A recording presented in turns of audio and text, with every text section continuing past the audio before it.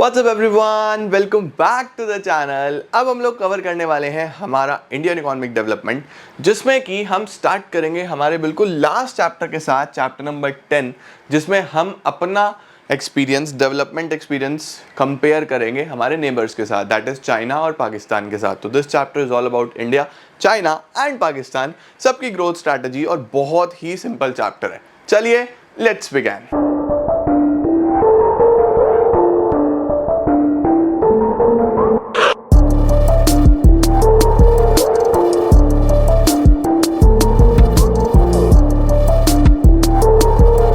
तो शुरू करते हैं हम लोग इस इंटरेस्टिंग चैप्टर को, और नाम क्या है? Comparative development experience of India and it's neighbours. ठीक है, देखो इंडिया का जो डेवलपमेंट एक्सपीरियंस है वो हमने फर्स्ट यूनिट में कवर करा है, जो चैप्टर 1, 2 और 3 है। ठीक है, तो उनका एक्सपीरियंस उस पर्टिकुलर चैप्टर्स में कवर हो जाएगा। यहाँ पे इंडिया के बारे में कुछ नहीं लिखा होगा, यहाँ सब लिखा है चाइना और पाकिस्तान के बाद में। पाकिस्तान की इकोनॉमी की अगर हम बात करें तो वहाँ पे कोई बहुत ज़्यादा डेवलपमेंट हमें देखने को नहीं मिला 1947 के बाद से, यानी कि इंडिया और पाकिस्तान एक ही हैं, और वो अलग अलग हुए 1947 में। 14 अगस्त वो लोग इंडिपेंडेंस डे मनाते हैं, हम लोग 15 अगस्त पे इंडिपेंडेंस डे मनाते हैं। बट इंडिया और पाकिस्तान का अगर हम कंपैरिजन करें तो इंडिया में ग्रोथ बहुत तेज़ी से हुई है, पाकिस्तान में एज इफ बहुत ज़्यादा ग्रोथ हमें देखने को नहीं मिली, इसीलिए उनकी ग्रोथ स्टोरी में बहुत कुछ है भी नहीं। चाइना सिंस इंडिया से बहुत आगे है, बहुत सारी उन्होंने चीज़ें करी, बहुत सारे स्टेप्स लिए, तो चाइना का ग्रोथ स्टोरी काफ़ी बड़ा है। दैट इज़ वाई चाइना से ही क्वेश्चन आता है। तो क्या है हमारे पास यहाँ पे, आओ इसको समझने की कोशिश करते हैं। सबसे पहले बेसिक से बात करते हैं। तो अगर हम यहाँ पे समझे, इंडिया और पाकिस्तान की इंडिपेंडेंस जो लिखी हुई है वो वही है 1947। आपको पता है बेटा जी, यहाँ से जो डेट्स है ना वो याद करके चलना, डेटा की जरूरत नहीं है, डेट्स याद करनी है। 1947 सबको याद रहता है। People's Republic of China, China को क्या बोलते हैं? People's Republic of China, established in 1949। यहाँ से इनकी पार्टीज डेवलप हुई थी बेसिकली, और पीपल्स रिपब्लिक ऑफ चाइना जो डेवलप होना शुरू हुआ वो 1949 के बाद। ठीक है, इंडिया का पहला 5 ईयर प्लान आप जानते ही हो 1951, इंडिया फर्स्ट 5 ईयर प्लान 51 में आया। इसके बाद चाइना का 53 में आया। ठीक है, और पाकिस्तान का पहला 5 ईयर प्लान 1956 में आया, जब हमारा सेकंड आया था। हमारा 56 में दूसरा 5 ईयर प्लान आया था, पाकिस्तान का फर्स्ट आया था। टिल 1980, याद रखना 1980 तक तीनों ही कंट्रीज की सिमिलर स्ट्रैटेजीज थी, सिमिलर ग्रोथ रेट था, मतलब ऐसा कोई बहुत ज़्यादा हमें चेंजेस देखने को नहीं मिल रहे थे। बट उसके बाद जो डेवलपमेंट देखने को मिला वो बहुत आगे पीछे हुआ। आओ देखते हैं। Let's talk about China first. China से शुरुआत करते हैं। चाइना की बात करें तो स्टैब्लिश्ड कैसे हुआ मैं आपको बता चुका हूँ, बैकग्राउंड आपको याद करना है। स्टैब्लिश हुआ 1949 में, one of the oldest civilization माना जाता है वर्ल्ड में। इनकी जो ऑफिशियल लैंग्वेज है वो मैंडेरिन है, ये याद रखना, ऑफिशियल लैंग्वेज इज मैंडेरिन। और स्टैब्लिश हुआ था under one party rule system, जिसको हम कम्युनिस्ट पार्टी बोलते थे। कम्युनिस्ट पार्टी का क्या मतलब होता है, या कम्युनिस्ट सिस्टम का क्या मतलब होता है, कि जहाँ पे गवर्नमेंट के पास हर चीज़ का ऑनरशिप होगा, एक ही पार्टी होगी, वही सारी लैंड, वही सारी रिसोर्सेज की ऑनरशिप देगी। आपको काम करना है उस पर बस, और उस पर गवर्नमेंट को रेंट देना है, उस पर गवर्नमेंट को फेयर देना है, आपका खुद का कुछ नहीं है, सब है किसका? वन पार्टी का ही है। ओके, अब पॉलिसीज देखो, यहाँ से हम चाइना की पॉलिसीज की बात करते हैं। सबसे पहला जो चाइना का पॉलिसी है और जो काफ़ी पॉपुलर है वो है GLF। इस पर क्वेश्चन भी आ सकता है, तो इसको सावधान इंडिया सवाल मार्क कर लेना। GLF किसको बोलते हैं? The great leap forward. Leap का मतलब क्या होता है? छलांग लगाना। ग्रेट का मतलब ऐसी छलांग लगाना कि आप बहुत आगे निकल जाओ। तो ग्रेट लीप फॉरवर्ड कैंपेन इनका एक ऐसा कैंपेन था जिसमें चाइना ने मेनली फोकस करा प्रोडक्शन के ऊपर। आज क्या हम चाइना को प्रोडक्शन हब मानते हैं? पूरे वर्ल्ड में सबसे ज़्यादा एक्सपोर्ट कौन करता है? चाइना करता है ना। तो उस पर्टिकुलर इतना बड़ा एक्सपोर्टर होने के पीछे ये कैंपेन का बहुत बड़ा हाथ है, जिसको हम बोलते हैं the great leap forward campaign. तो ग्रेट लीप फॉरवर्ड कैंपेन शुरू किसने किया था? स्टार्टेड बाय माओ। माओ इनके एक लीडर रहे हैं, जिसका फुल नेम माओ जेडोंग है। तो ग्रेट लीप फॉरवर्ड कैंपेन शुरू करा माओ ने, जिसमें माओ ने ये बोला अपने लोगों को कि भैया ऐसा है, हर घर में इंडस्ट्री लगनी चाहिए, हर घर में मैन्युफैक्चरिंग होनी चाहिए, अपने घरों के बैकयार्ड्स में, अपने घरों के स्पेसेस में इंडस्ट्रीज लगाओ और ज़्यादा से ज़्यादा मैन्युफैक्चरिंग करो। एनकरेज करा लोगों को। और उसके साथ साथ जब हम एग्रीकल्चर की बात करते हैं तो जो एग्रीकल्चर डाइवर्सिफाइड अलग अलग लोग कर रहे थे, उन सबको एक कम्युनिटी बनाया, जैसे हमारी कॉमर्स कम्युनिटी सबसे अच्छी कम्युनिटी। अब क्या होता है, इसी तरीके से क्या करा गया, माओ ने जो लोग अलग अलग काम कर रहे थे उन सबको एक साथ जोड़ा और उन सबको साथ जोड़ के कम्युनिटी बनाया, और कम्युनिटी को क्या बोला गया? कॉम्यून्स। क्या बोला गया?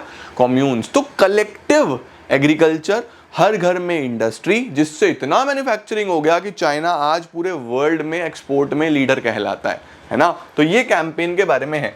Great leap forward campaign initiated by Mao with the aim of transforming agrarian economy into modern economy। वो कल्चर ही चेंज करना चाहता था। People were encouraged to set up industries in their backyards। मैंने आपको बता दिया 1958 में 26,000 कम्यून्स डेवलप हो गए थे। कम्यून्स का मतलब 26,000 ग्रुप्स बन गए थे। अब अकेले अकेले कोई नहीं कर रहा था प्रोडक्शन, सब मिलजुल के एक कम्युनिटी में काम कर रहे थे। जितने भी हमारे फार्मिंग में लोग थे चाइना में, उन सबको एक साथ लाया गया और 26,000 ग्रुप्स अब मिलके काम कर रहे थे, covering almost all the farm population. GLF campaign met with many problems. बाद में जीएलएफ कैंपेन में कई सारी प्रॉब्लम्स भी आई। एक बहुत बड़ा सूखा पड़ा वहां पे, जिसमें लगभग 30 मिलियन लोगों की जान गई। In rural areas communes were started. Under commune system people collectively cultivated land. लोगों ने एक साथ मिलजुल के लैंड कल्टीवेशन किया था। इसके डीमेरिट अगर आ जाए तो आपको बस ये लिख के आना है कि बहुत प्रॉब्लम्स आई, एक सूखा पड़ा जिसमें 30 मिलियन लोगों की जान गई। ओके, तो पहला रिफॉर्म याद रखेंगे जीएलएफ यानी great leap forward campaign, date आपको याद करनी है। दूसरा आता है हमारे पास the great proletarian cultural revolution. Great proletarian cultural, culture की बात हो रही है। इसके अंदर क्या हुआ था? इसमें माओ जो हैं, ये जो ग्रेट प्रोलेटेरियन कल्चरल रेवोल्यूशन है, ये माओ की डेथ के साथ ही खत्म हुआ था। मतलब 1965 यहाँ पे लिखा हुआ होगा। एग्जैक्टली जब ये स्टार्ट हुआ था 1966 में, 10 साल चला था। याद रखना कितने ईयर्स? 10 ईयर्स। 76 में जाके ये खत्म हुआ, और ये तब खत्म हुआ जब माओ की डेथ हो गई। ठीक है, इसके अंदर बहुत खून खराबा हुआ था, बहुत ज़्यादा इसके अंदर नुकसान हुआ था चाइनीज़ इकोनॉमी को, और बहुत लोग मरे थे, बड़े बड़े लीडर्स को मारा गया था। एक्चुअल में हुआ क्या था?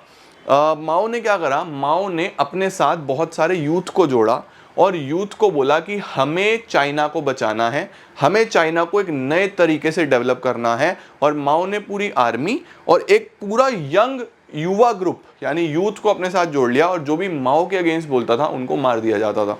तो इतना बड़ा ये कल्चरल रेवोल्यूशन आया, माओ की थॉट्स के ऊपर सब लोग चलने लगे और चाइना को एक नेक्स्ट लेवल ले जाने के लिए पूरा रेवोल्यूशन आया, जिसको क्या बोला गया? The great proletarian cultural. इसमें माओ अपने कल्चर की बात करता था। इसके अंदर लगभग 4 सालों तक स्कूल कॉलेजेस भी बंद रहे थे, क्योंकि माओ का मानना यह था कि ये चीज़ें ये क्या पढ़ा रहे हैं, हमें इसकी ज़रूरत नहीं है, हमें अपना एक नया कल्चर डेवलप करना है और उस हिसाब से हम चलेंगे।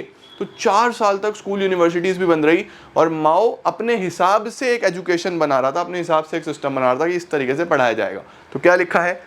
Mao introduced this revolution under which students and professionals were sent to work and learn from the countryside। ठीक है, उसके बाद यहाँ पे बहुत सारे रशिया से भी पढ़ाने के लिए लोग आते थे, बट जब चाइना के रशिया के साथ कॉन्फ्लिक्ट्स हो गए तो रशिया ने अपने सारे प्रोफेशनल्स निकाल लिए यहाँ से, फिर ये अकेले रह गए, माओ की डेथ हो गई और ये रेवोल्यूशन पूरा खत्म हो गया।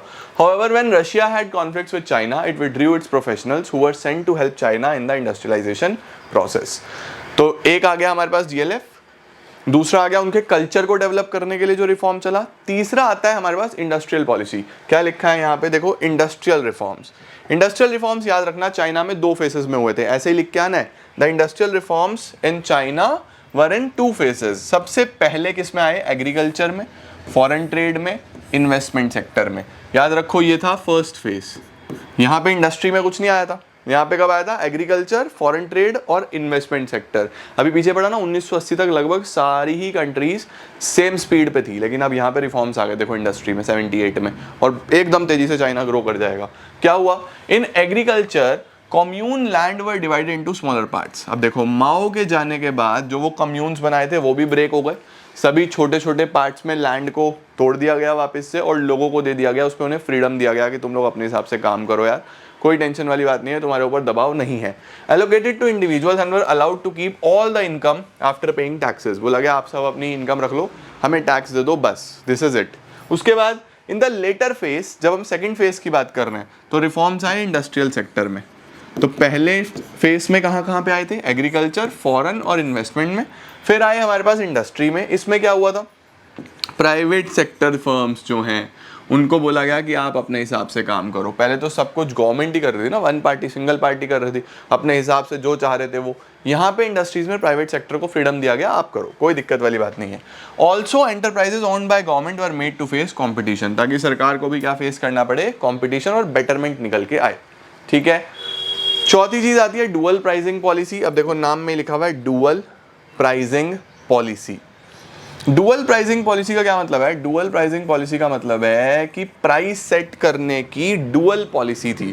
डुअल पॉलिसी का मतलब ये हुआ कि गवर्नमेंट ने कुछ क्वांटिटी सेट करी और बोला कि इस क्वांटिटी तक जो प्राइस है वो ये होगा, इससे ज़्यादा अगर बिकेगा तो फिर आप मार्केट फोर्सेस के हिसाब से ऊपर नीचे कर सकते हो। यानी कि जो प्राइस सेट हो रहा है वो फिक्स्ड एक नहीं है, जैसे हमारे यहाँ होता है ना कि चाहे 1 यूनिट हो चाहे 100 यूनिट हो, भाई इतने की है, या फिर मार्केट फोर्सेस से चल रहा है। लेकिन वहां पे डुअल प्राइसिंग पॉलिसी में क्या हुआ, गवर्नमेंट ने बोला भैया ऐसा है कि अगर इतनी क्वांटिटी तक, वो क्वांटिटी अलग अलग स्पेसिफाई करी गई थी, कोई भी चीज होगी तो इसी रेट पे बिकेगी, इससे ज्यादा अगर क्वांटिटी है तो फिर वो मार्केट फोर्सेस से यानी डिमांड और सप्लाई से। तो क्या लिखा है, farmers and industrial units were required to buy and sell fixed quantity, देखो आ गया ना, fixed quantity of input and output on the prices fixed by the government for all other transactions. उसके बाद जितनी भी ट्रांजेक्शन्स होंगी तो वो सब परचेज किया जा सकता था मार्केट प्राइसेस पे। ठीक है। उसके साथ कुछ स्पेशल इकोनॉमिक जोन्स भी सेट करे गए। सर स्पेशल इकोनॉमिक जोन्स कैसे सेट करे गए? यानी कुछ रीजन्स ऐसे बनाए गए जहाँ पे लोगों को एनकरेज करा गया कि आप हमारे यहाँ आओ, हमारे यहाँ आके इंडस्ट्री लगाओ, हमारे यहाँ आके बढ़िया बढ़िया फैक्ट्रीज लगाओ, हमारे यहाँ आके प्रोडक्शन करो, और हम आपसे टैक्स नहीं लेंगे, हम आपको बेनिफिट्स देंगे, हम आपको ऑफर्स देंगे, हम आपको बहुत सारी चीज़ें देंगे। तो स्पेशल इकोनॉमिक जोन सेटअप करे गए थे जिसके अंदर लोगों को एनकरेज करा गया था इन्वेस्टमेंट करने के लिए। हमारे इंडिया में भी हैं स्पेशल इकोनॉमिक जोन्स, चाइना ने भी लगाए थे। क्या लिखा है, in order to attract foreign investors special economic zones were set up. तो this was all about China. क्या क्या याद रखना है, एक तो great leap forward campaign, great proletarian cultural revolution, उसके बाद इंडस्ट्रियल रिफॉर्म्स जो आए, उसके बाद डुअल प्राइसिंग पॉलिसीज, और उसके बाद हमारे पास स्पेशल इकोनॉमिक जोन्स। ये 5 पॉलिसीज आपको चाइना की याद रखनी हैं। अब हम चलते हैं पाकिस्तान की तरफ। तो पाकिस्तान की अगर हम बात करें तो पहले इनका भी एक हिस्ट्री और एक बेसिक चीज़ जानकारी ले लेते हैं। Pakistan officially known as Islamic Republic of Pakistan. ठीक है, जैसे People's Republic of China, India को रिपब्लिक ऑफ इंडिया, इनको Islamic Republic of Pakistan. Pakistan gain independence on 14 August 1947। ठीक है, 1947 के बाद यहाँ पे, ये 1947 नहीं है बेटा, ये है 1971। ठीक है, 47 में तो हम आज़ाद हो गए, उसके बाद पाकिस्तान अलग हो गया। अब हुआ क्या, 1971 में इंटरनली एक सिविल वॉर हुआ जिसमें कि अलग हो गया पाकिस्तान में से बांग्लादेश। यानी 1971 में बांग्लादेश अलग हो गया और पाकिस्तान अलग हो गया। तो पाकिस्तान में इंटरनली भी एक डिवीजन हुआ जिसमें पाकिस्तान अलग और बांग्लादेश अलग। डेट्स याद रखना, 47 फ्रीडम, 71 फॉर्मेशन ऑफ बांग्लादेश। ठीक है। अब पाकिस्तान की क्या कैरेक्टरिस्टिक है, number 1 is the slow economic growth. Pakistan में जो इकोनॉमिक ग्रोथ है वो काफ़ी स्लो है। उसके पीछे मल्टीपल रीजंस हैं, पैसा नहीं है, बहुत ज़्यादा कर्जा है, और उसके पीछे और भी बड़े बड़े रीजंस हैं, जैसे कि मिलिट्री रूल है। गवर्नमेंट वहाँ पे चल ही नहीं पाती है क्योंकि मिलिट्री को भी बहुत बड़ी पावर है। उसके बाद पॉलिटिकल इंस्टेबिलिटी इस हद की है कि कोई भी पार्टी का लीडर अभी तक अपना टेन्योर पूरा नहीं कर पाया। जैसे हमारे यहाँ प्रधानमंत्री आते हैं ना, अब मोदी जी है, चल रहे हैं सालों से। इससे पहले मनमोहन सिंह जी थे हमारे प्राइम मिनिस्टर, वो भी काफ़ी साल रहे, तो अपना टेन्योर पूरा कर रहे हैं। बट पाकिस्तान में आज तक किसी भी प्राइम मिनिस्टर ने अपने 5 साल का टेन्योर पूरा नहीं करा, गवर्नमेंट पहले ही गिर जाती है। तो बहुत बड़ी पॉलिटिकल इंस्टेबिलिटी है, इकोनॉमिक ग्रोथ स्लो है, मिलिट्री रूल है और पॉलिटिकल इंस्टेबिलिटी है, ये आपको याद रखना है। ठीक है। उसके बाद पाकिस्तान के बारे में कुछ बेसिक चीज़ें हैं, जैसे 6th मोस्ट पॉपुलस कंट्री है वर्ल्ड में। 1/3 जो पॉपुलेशन है इनकी वो बिलो पॉवर्टी लाइन आती है, बीपीएल आती है, काफ़ी ज़्यादा गरीबी है। It has second largest Muslim population in the world after Indonesia. Indonesia के बाद सबसे ज़्यादा मुस्लिम पॉपुलेशन पाकिस्तान में है। नेशनल लैंग्वेज इनकी उर्दू है और ऑफिशियल लैंग्वेज इंग्लिश है। ये इनका एक बेसिक हिस्ट्री है जो आपको पता होना चाहिए। चलो इसके बाद क्या आते हैं, आप देखो पाकिस्तान में क्या रिफॉर्म्स आए। पाकिस्तान में कुछ बहुत ज़्यादा रिफॉर्म्स नहीं आए। मेन जो पाकिस्तान का रिफॉर्म्स है वो बस ग्रीन रेवोल्यूशन है, वो भी सेम हमारे जैसा ही है, जैसा हमारे यहाँ 1960s में आया था, यहाँ पे भी 1960s में आया था। क्या है, Pakistan follows the mixed economic system that is coexistence of public and private sector similar to India. बिल्कुल सेम वही सिस्टम है, इकोनॉमिक सिस्टम है। ग्रीन रेवोल्यूशन इनका एक मेजर रिफॉर्म है जो एग्रीकल्चर में आया था। In the field of agriculture green revolution is introduced in 1960। Also the increase in public investment in infrastructure. Public investment काफ़ी ज़्यादा बड़ी थी as compare to the 1947 phase. काफ़ी ज़्यादा पब्लिक इन्वेस्टमेंट हुआ थोड़ा सा इंफ्रास्ट्रक्चर में, जिसमें हमें इंफ्रास्ट्रक्चर डेवलप देखने को मिला और उसके साथ साथ प्रोडक्शन ऑफ फूड ग्रेन्स भी देखने को मिली। इंफ्रास्ट्रक्चर की अगर हम बात करें पाकिस्तान में तो बहुत अनइक्वली डिस्ट्रीब्यूटेड है। कुछ रीजन्स बहुत अच्छे डेवलप हो गए हैं और बहुत सारे रीजन्स ऐसे हैं जो अभी डेवलप्ड नहीं है। ठीक है, 1970s में नेशनलाइजेशन हुआ कैपिटल गुड इंडस्ट्री का। जितनी भी हमारी कैपिटल गुड्स यानी बड़ी बड़ी इंडस्ट्री होती है ना, iron steel, capital good machinery, जितनी भी बड़ी इंडस्ट्रीज हैं उन सबका नेशनलाइजेशन हुआ। यानी गवर्नमेंट ने बोला कि ठीक है हम बड़ा रोल निभाएंगे इनके अंदर।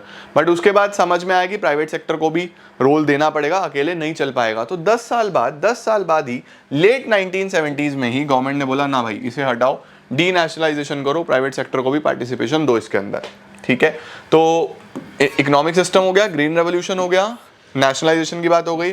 Financial support during the late 1970s इन्हें पैसे की जरूरत पड़ी तो इन्होंने बहुत सारे गिफ्ट्स, ग्रांट्स एक्सपेक्ट करे और लोन्स लिए बहुत सारे। तो क्या लिखा है, during this period Pakistan received support from उनके जो इमिग्रेंट्स थे या इनके जो अड़ोसी पड़ोसी थे या फिर कुछ और कंट्रीज थे जैसे यूके से, न्यूजीलैंड से इन्हें काफ़ी सपोर्ट मिला। Remittance from immigrants to Middle East, जो इनके इमिग्रेंट्स मिडल ईस्ट की तरफ गए हुए थे वहाँ से पैसा आया।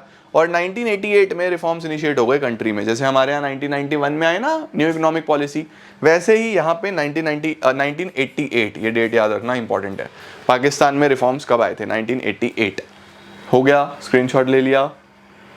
चलिए जी, तो दिस वाज अबाउट पाकिस्तान। अब बात करते हैं इंडिया, चाइना, पाकिस्तान के। अगर हम कुछ इंडिकेटर्स पे बातचीत करें, इस तरीके का एग्जाम में क्वेश्चन आने की हाई प्रोबेबिलिटी है। देखो इस तरीके से टॉपिक दिया हुआ होगा और ये तो बहुत ही इंपॉर्टेंट है, स्क्रीनशॉट ले लो।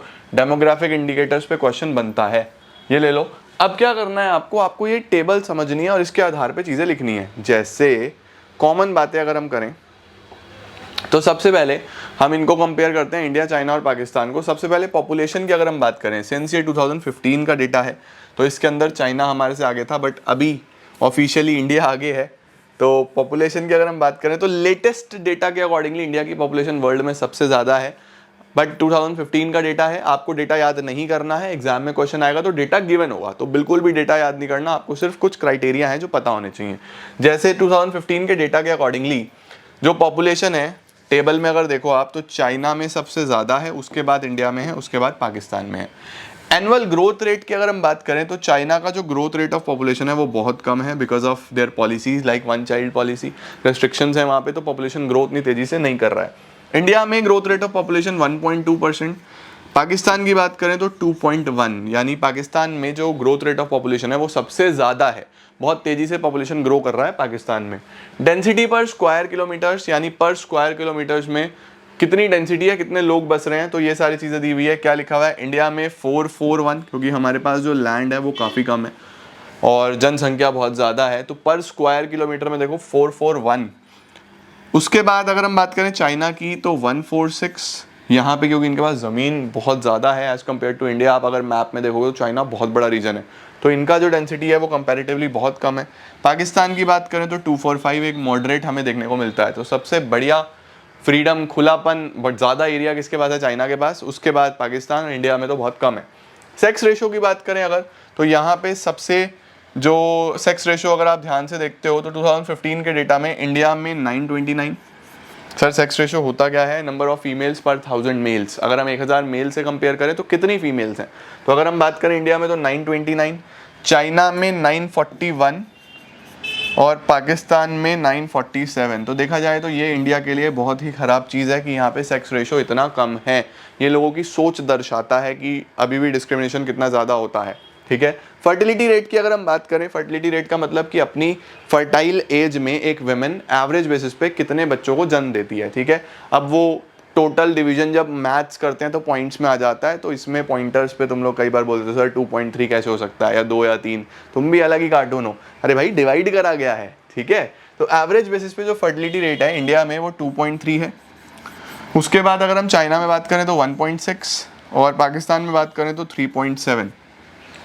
तो ये बात हो रही है फर्टिलिटी की। इसके बाद आता है अर्बनाइजेशन, यानी कितने अच्छे तरीके से सिटीज़ डेवलप्ड है, शहरीकरण हिंदी में बोलते हैं, शहरीकरण कितने अच्छे तरीके से हुआ है। तो इंडिया की बात करें तो 33, पाकिस्तान की बात करें अगर हम तो 39, चाइना की बात करें तो 56। तो अर्बनाइजेशन सबसे ज़्यादा फिर से चाइना में है, तो अर्बनाइजेशन याद रखना सबसे ज़्यादा चाइना में है। फर्टिलिटी रेट सबसे अच्छा पाकिस्तान में है। सेक्स रेशो सबसे खराब इंडिया का है, सबसे अच्छा पाकिस्तान का है। डेंसिटी की बात करें तो सबसे अच्छी डेंसिटी चाइना के पास है, फिर पाकिस्तान, फिर हमारे पास। Annual growth rate of population में चाइना सबसे पीछे है और पाकिस्तान सबसे आगे है। पॉपुलेशन में अगर हम लेटेस्ट डेटा की बात करें तो इंडिया सबसे आगे है, उसके बाद चाइना, उसके बाद पाकिस्तान। ठीक है, चलो जी। इसके बाद अगर हम जीडीपी की बात करते हैं with respect to GDP growth, तो देखो जब 1980 में 78 में ही इनफैक्ट जब चाइना में तो इतने सारे रिफॉर्म्स आ गए, तो अगर हम देखें बड़े ध्यान से तो चाइना का बड़ा शानदार डबल डिजिट ग्रोथ रेट आ गया था इस वाले डिकेड में 1980 से 1990 में, और इंडिया सबसे पीछे रह गया था। 5.7% का जीडीपी ग्रोथ था, इससे अच्छा पाकिस्तान का था। लेकिन 2011 से 15 जब हम रीसेंट डेटा की बात करते हैं तो इंडिया का काफ़ी ग्रो हुआ, 5.7 से 6.7% हो गया। चाइना कंपैरेटिवली काफ़ी पीछे रह गया क्योंकि चाइना में और बहुत सारे रिफॉर्म्स आए जिस वजह से वर्ल्ड वाइड चाइना की वैल्यू कंपैरेटिवली कम हुई है। उसके बाद पाकिस्तान का जीडीपी जो है वो बहुत गिर गया है। करंट अगर मैं बात करूं 11 से 15 को छोड़ो, अभी फिलहाल भी बहुत डाउनफॉल पे है चाइना का, पाकिस्तान का जीडीपी। ठीक है, तो देखो कैसे लिखेंगे एनालिसिस अगर आपको करना हो तो ड्यूरिंग द 80-90 चाइना का एक डबल डिजिट ग्रोथ रेट था, ये देखो 10.3 शानदार, पाकिस्तान का 6.3 था और इंडिया बॉटम पे था 5.7 ग्रोथ रेट के साथ। 11 से 15 में ड्रास्टिक फॉल आया चाइना की ग्रोथ रेट में और ये नीचे की तरफ गिर गया। पाकिस्तान में भी काफ़ी फॉल आया, 6.3 से 4% पे चला गया और इंडिया का ग्रोथ रेट बढ़ा इंडिया की पॉलिसीज़ के कारण। इंडिया की पॉलिसी बोल दो, टेक्नोलॉजिकल एडवांसमेंट बोल दो, मॉडर्नाइजेशन बोल दो, मल्टीपल फैक्टर्स हैं जिसकी वजह से इंडिया ग्रो कर रहा है। चलो, अब आ जाता है India China Pakistan with respect to distribution of workforce and parallel contribution to GDP. इसका क्या मतलब होता है सर? इसका मतलब होता है कि ज़्यादातर लोग कौन से सेक्टर में काम कर रहे हैं और उसके कॉरस्पॉन्डिंग वो सेक्टर जीडीपी में कितना कंट्रीब्यूट कर रहा है। तो देखो क्या लिखा हुआ है। सबसे पहले अगर हम बात करते हैं इंडिया की, बात करते हैं, ये डिस्ट्रीब्यूशन ऑफ वर्कफोर्स है। इंडिया में लगभग 50% लोग किस में काम कर रहे हैं? एग्रीकल्चर में। उसके बाद 29% सर्विस में और 21% इंडस्ट्री में, यानी सबसे ज़्यादा तो एग्रीकल्चर में, उसके बाद सर्विस में, उसके बाद एग्रीकल्चर में, इंडस्ट्री में। अब बात करता हूँ मैं यहाँ पे जीडीपी की। जीडीपी में देखो सबसे ज़्यादा लोग एग्रीकल्चर में थे लेकिन सबसे कम कंट्रीब्यूशन एग्रीकल्चर में ही है। इसका मेजर कारण पता है क्या है? इसका मेजर कारण है डिसगाइज्ड अनएम्प्लॉयमेंट। ज़्यादातर लोगों को लगता है कि यार हम काम तो कर ही रहे हैं, बट एक्चुअल में लैंड पे ज़रूरत 4 लोगों की है, काम कर रहे हैं 6, 8, 10। तो जो 4 के ऊपर है ना, वो सबको लग रहा है बस कि हमारे पास काम है, एक्चुअल में नहीं है, डिसगाइज्ड अनएम्प्लॉयमेंट है। तो यहाँ पे इंडिया को थोड़ा सा ध्यान देना है कि ज़्यादातर लोग एग्रीकल्चर में हैं बट जीडीपी में कंट्रीब्यूशन सबसे कम है एग्रीकल्चर का। तो एग्रीकल्चर का मॉडर्नाइजेशन बहुत इंपॉर्टेंट है, हमारी गवर्नमेंट को इस चीज़ पे ध्यान देना होगा। अगर हम इंडिया के सभी बजट्स को देखें, सभी प्लान्स को देखें, तो एग्रीकल्चर अभी तक नेग्लेक्टेड है। एग्रीकल्चर पे जो ध्यान देना चाहिए वो ध्यान नहीं दिया गया है। पॉलिसीज़ में, बजट्स में हम लोग देखते हैं जो वादा किया जाता है कि एग्रीकल्चर पे इतना % जीडीपी का स्पेंड होगा, वो स्पेंड होता नहीं है। तो ये चीज़ ऐसी है जो इंडिया के लिए एक चैलेंजिंग चीज़ है और इस पर काम करने की बहुत ज़रूरत है कि इंडिया में अगर ज़्यादातर लोग एग्रीकल्चर में हैं तो जीडीपी कंट्रीब्यूशन भी सबसे ज़्यादा एग्रीकल्चर से आना चाहिए। और भी बहुत सारे मल्टीपल फैक्टर्स होते हैं इकोनॉमिक्स में, बट ये चीज़ ध्यान देने वाली है। उसके बाद अगर हम बात करें तो इंडस्ट्री में हमारे पास जो कंट्रीब्यूशन टू जीडीपी है वो 30% है एग्रीकल्चर के बाद, और सबसे ज़्यादा कंट्रीब्यूशन सर्विस सेक्टर से ही आ रहा है। ठीक है, अगर हम बात करें तीनों ही देशों में तो सबसे ज़्यादा contribution to GDP service sector से ही आ रहा है। देखो चाइना में भी 48 और पाकिस्तान में तो इनफैक्ट 54, लगभग सिमिलर टू इंडिया। जो सबसे ज़्यादा कंट्रीब्यूशन है जीडीपी में वो सर्विस सेक्टर से आ रहा है। चाइना में कितने लोग हैं सर्विस सेक्टर में? 43%। देखो सबसे ज़्यादा सर्विस सेक्टर में है तो इनका जीडीपी कंट्रीब्यूशन भी सबसे ज़्यादा उसी सेक्टर से आ रहा है। That is why Chinese economy is a balanced economy. जिस सेक्टर में लोग ज़्यादा वहीं से ज़्यादा जीडीपी। पाकिस्तान में अगर हम देखें तो फिर से एग्रीकल्चर में सबसे ज़्यादा लोग हैं लेकिन कंट्रीब्यूशन सबसे ज़्यादा किसका है? सर्विस सेक्टर का। तो यहाँ भी हमें डिसबैलेंस देखने को मिलता है। दिस इज हाउ आप एनालिसिस करते हो टेबल्स की, बहुत ध्यान से समझे कैसे टेबल पढ़ने हैं। ये टेबल बने हुए आएंगे, तुमने सिर्फ उनको पढ़ना है, अपना दिमाग चलाना है और उसके बारे में लिखना है। क्लियर हुआ? मैं ऐसे क्वेश्चंस कराऊंगा तुम्हें प्रैक्टिस, चिंता मत करो। इसके बाद डिस्ट्रीब्यूशन ऑफ वर्कफोर्स की अगर हम बात करें, ये सब मैंने आपको दिखा दिया। क्लाइमेटिक कंडीशंस की वजह से चाइना की बात कर रहा है ये, जो सूटेबल एरिया फॉर कल्टीवेशन है वो मात्र 10% है, इसीलिए सबसे कम लोग हैं चाइना में एग्रीकल्चर में। 1980 तक almost 80% of the population was in farming में थी 1980 तक। उसके बाद बहुत ड्रास्टिक चेंज आया, गवर्नमेंट ने एनकरेज करा, तो फिर handicraft, commerce, business, transportation services, अलग जगह उनकी जो पॉपुलेशन है वो डिस्ट्रीब्यूट हो गई। सेकेंडरी सेक्टर, टर्शियरी सेक्टर की बात करें, in China manufacturing sector and the service sector contributes to the highest to GDP, सबसे ज्यादा हाईएस्ट टू जीडीपी कंट्रीब्यूशन कर रहा है सेकेंडरी और सर्विस सेक्टर, ठीक है। उसके बाद जीडीपी में शिफ्ट भी आपने देख ही लिया किस तरीके से आ रहा है। Conclusion, in the last 2 decades the contribution of agriculture sector to GDP has declined, कम हो गया। In the industrial sector China has maintained a double digit growth rate, वहां पे अच्छा चल रहा है चाइना। सर्विस सेक्टर में भी चाइना का ग्रोथ रेट बढ़ा है। अब आ रहा है हमारे पास लास्ट और बहुत ही इंपॉर्टेंट क्वेश्चन, जो कि है ह्यूमन डेवलपमेंट इंडिकेटर्स। अब बच्चे बोलते हैं सर इतने सारे ह्यूमन डेवलपमेंट इंडिकेटर्स हैं, क्या हमें रटने हैं? नहीं यार, 3 से 4 अपने माइंड में सेट रखना। और मैक्सिमम इंडिकेटर्स में जो सबसे अच्छा परफॉर्मेंस है वो चाइना का है और सबसे बेकार परफॉर्मेंस पाकिस्तान का है। यहाँ पे मेनली डेवलपमेंट की बात हो रही है कि कंट्री कितना ग्रो कर रहा है। उसके मल्टीपल फैक्टर्स होते हैं, हेल्थ होता है, एजुकेशन होता है, सैनिटेशन होता है, मल्टीपल फैक्टर्स होते हैं, उन सबके ये इंडिकेटर्स हैं।